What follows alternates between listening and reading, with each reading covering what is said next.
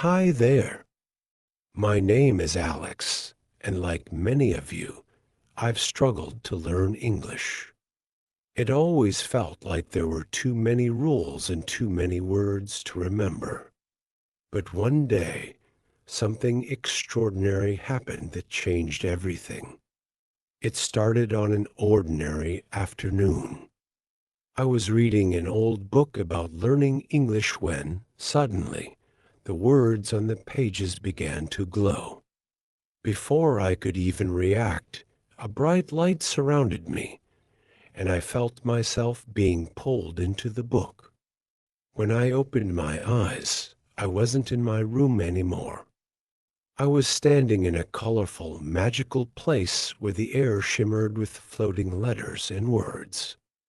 "Welcome to Wordland," said a deep voice. I turned to see an old man in a long robe. "I'm the guardian of words," he said with a kind smile. "You've been chosen to help us. Many important words have gone missing, and the people of Wordland are struggling without them." "Missing words?"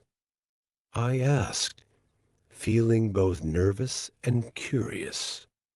The guardian nodded. "Yes, and only by finding and using them correctly can we restore balance to our world. Will you help us?" I hesitated, but then I thought, what better way to learn English than in a place like this? So I nodded. "I'll do my best." "Good," the guardian said. "Your first stop is the village of verbs. Go now, and remember learning is your greatest power here." And with that, my journey began. The path to the village of verbs was unlike anything I'd ever seen. Trees were shaped like giant question marks, and streams sparkled with sentences flowing like water. As I walked, floating words like run, jump, and play hovered around me, glowing faintly. When I reached the village, it was clear something was wrong. The villagers looked frustrated as they tried to communicate, but couldn't finish their sentences. "Help. Me. Need," one woman stammered, looking at me with pleading eyes. Just then, a young girl approached me. "Hi, I'm Mia," she said. "We've been trying to ask for help, but the verbs we need are missing. Without them, it's so hard to say what we mean." "Missing verbs?" I repeated, trying to understand. "Yes," she said. "Can you help us find them?" "Of course," I replied. "But how?" Mia pointed to a nearby field where faintly glowing words were scattered. "The verbs are out there, but they'll only return to us if we use them correctly in sentences. Will you help me collect them?" I nodded, feeling both excited and a little nervous. Together, Mia and I walked into the field. The first word we saw was help. "Try using it in a sentence," Mia said. I thought for a moment. "Can I help you?" I said aloud. Instantly, the word help lit up and flew into the sky, returning to the village. "Great job!" Mia cheered. "Now, let's try another one." We found the word find next. "Can you help me find my keys?" I said. Again, the word glowed brightly and disappeared. One by one, we used words like ask, fix, and look in sentences until the field was empty and the verbs had returned to the village. As the villagers began to speak more fluently, their joy was contagious. "Thank you, Alex," they said. "You've brought our words back." Mia smiled at me. "You're really good at this. Ready for the next challenge?" I took a deep breath. "Let's do it." With the verbs restored, Mia and I moved toward the village square where the guardian had said the next challenge awaited. The square was bustling with activity, but something seemed off. People were gesturing wildly, trying to explain themselves, but their sentences felt incomplete. "What's happening here?" I asked Mia. "We got our verbs back, but now the question words are missing," she explained.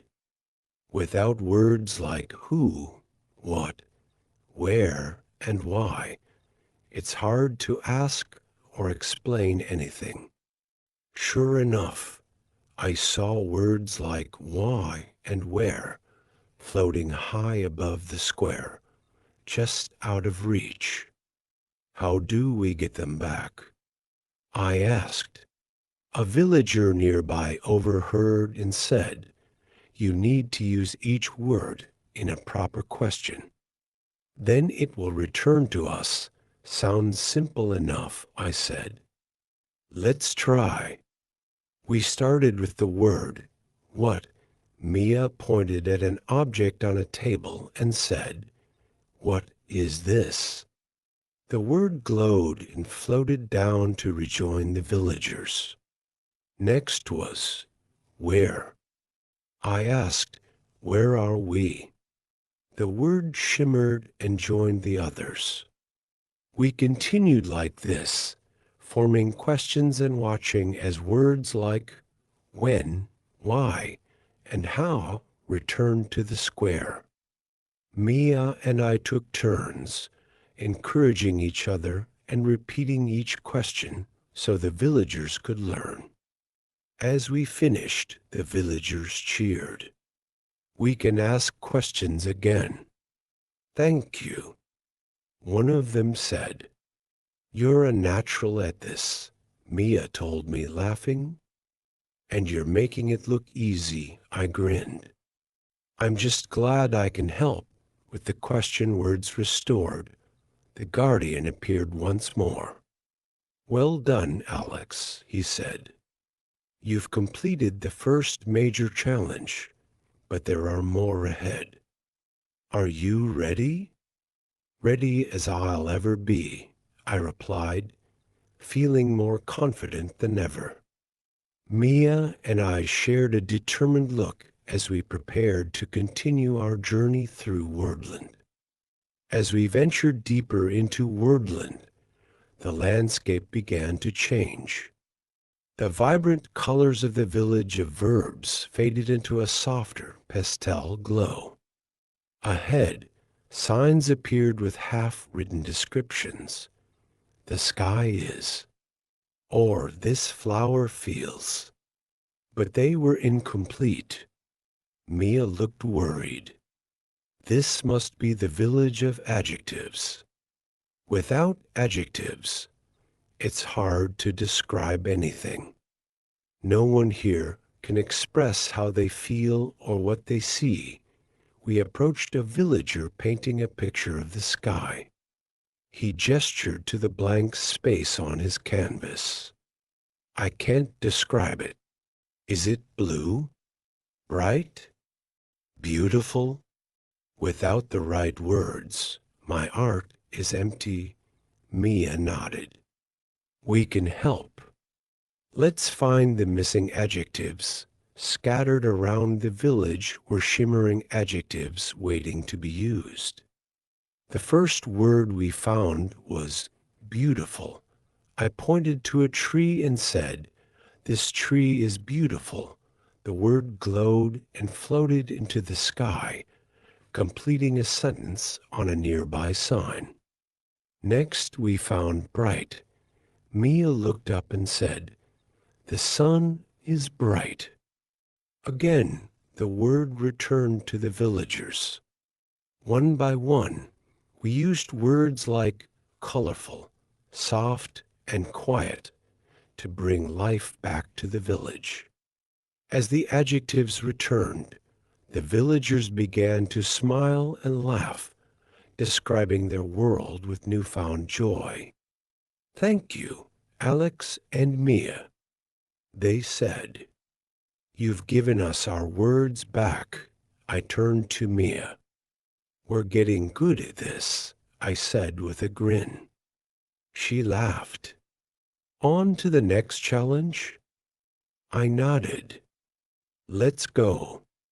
As we left the village of adjectives, the guardian appeared one last time. "Alex, Mia, you've done well.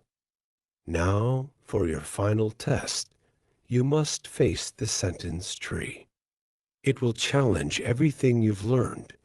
We arrived at a towering tree with branches full of scrambled words. At its base, a glowing inscription read, "Form complete sentences to unlock the treasures of Wordland." The first challenge appeared. "Me help can you?" I said, "Can you help me?" The words rearranged themselves and glowed, unlocking a golden leaf that floated down. Next, Mia tackled a sentence. "Tree is beautiful this." She confidently said, "This tree is beautiful." Again, the tree rewarded us with another glowing leaf. Each branch presented a new challenge, mixing verbs, adjectives, and question words. Some were tricky, but we worked together, encouraging each other as we solved them. With every sentence, the tree grew brighter, and our confidence soared. Finally, we reached the last challenge, a long and complex sentence that combined everything we'd learned. After some thought, I said, "Can you help me find the bright, beautiful flowers?" The tree glowed brilliantly, and a treasure chest appeared at its base. The guardian stepped forward. "You've done it. Wordland is whole again, thanks to your efforts." Mia and I high-fived, feeling proud of our journey. "Thank you for the adventure," I said. "And thank you for learning with us," the guardian replied. "Remember, words have power, and so do you." As the light surrounded me again, I found myself back in my room, holding the glowing book. I smiled, knowing that I'd not only helped Wordland, but also taken a big step in my own journey of learning English.